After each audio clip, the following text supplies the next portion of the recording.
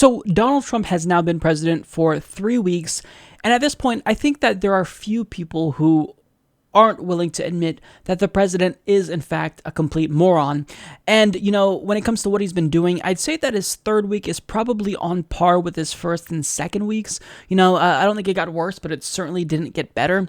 And this week, we learned that the president is either dumb, delusional, or the more likely option, a little bit of both.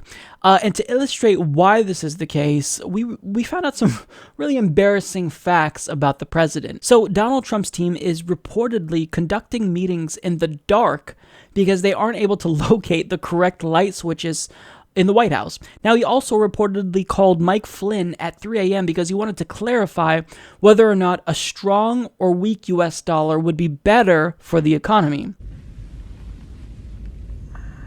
We also know that his staff gets him to agree to things by saying that Obama wouldn't have done it.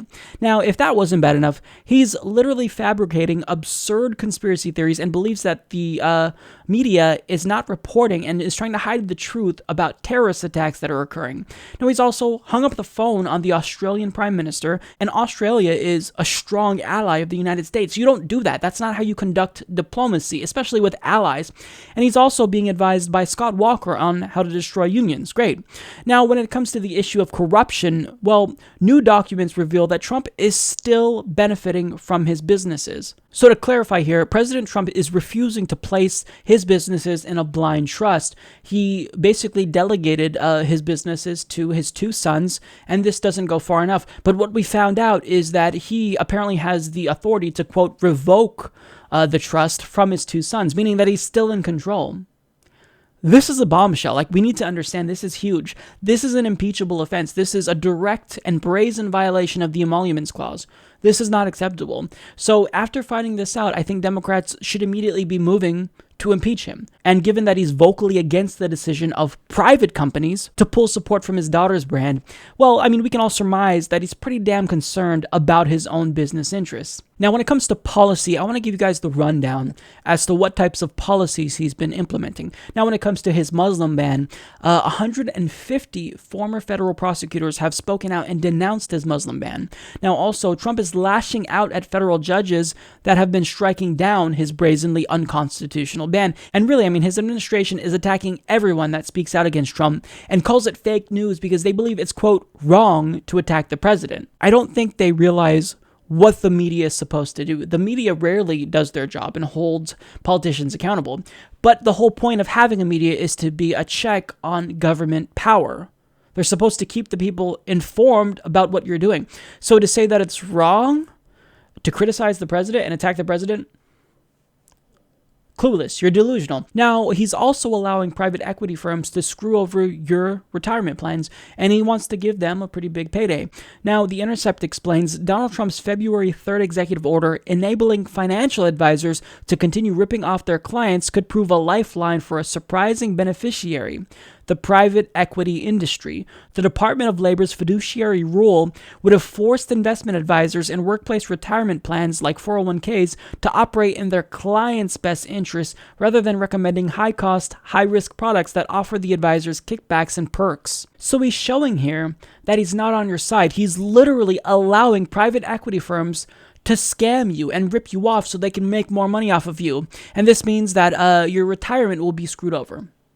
That's unbelievable. Donald Trump does not represent you. So if you voted for Donald Trump, I really hope you realize that you decided to screw yourself over. Now, additionally, he is allowing companies to embolden Central African warlords. The Intercept states the leaked draft of a presidential memorandum Donald Trump is expected to sign within days suspends a 2010 rule that discouraged American companies from funding conflict and human rights abuses in the Democratic Republic of Congo through their purchase of conflict minerals. The memo, distributed inside the administration on Friday afternoon and obtained by The Intercept, directs the Securities and Exchange Commission to temporarily waive the requirements of the conflict mineral rule, a provision of the DoddFrank Act, for 2 years, which the rule explicitly allows the president to do for national security purposes. Now, throughout the campaign, he rightfully criticized politicians, namely Hillary Clinton, who had a relationship with Wall Street that was just too cozy.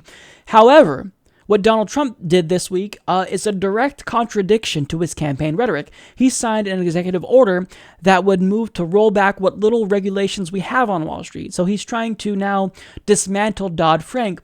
And that's not even the most absurd part of the story.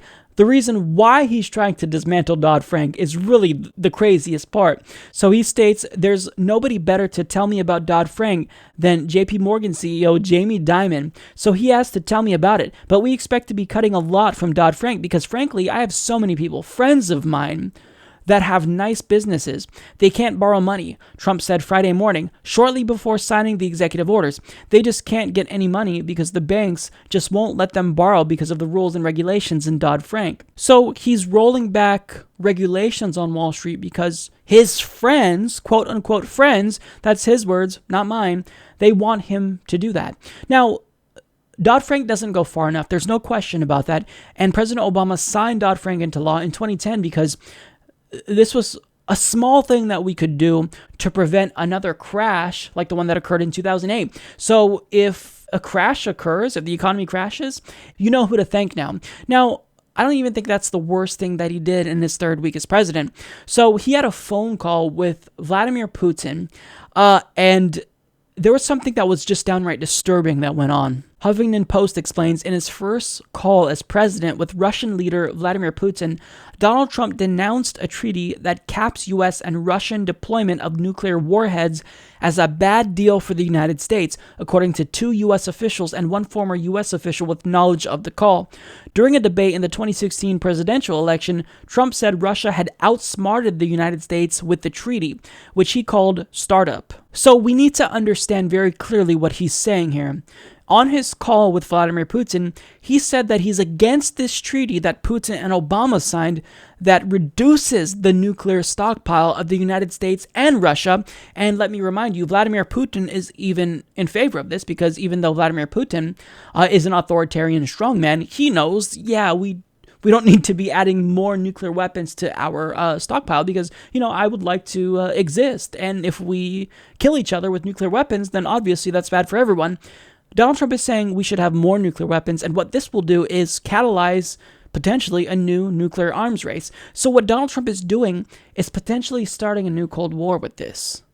It's insane. And this is why progressives consistently spoke out against the Democrats who saber-rattled against Russia, and they literally called on Russia they literally called on Donald Trump, to be strong on Vladimir Putin and prove that he's not a puppet of Putin by basically being tough on Vladimir Putin. I mean, the bottom line is that I don't want someone as dim-witted as Donald Trump to be tough on Vladimir Putin.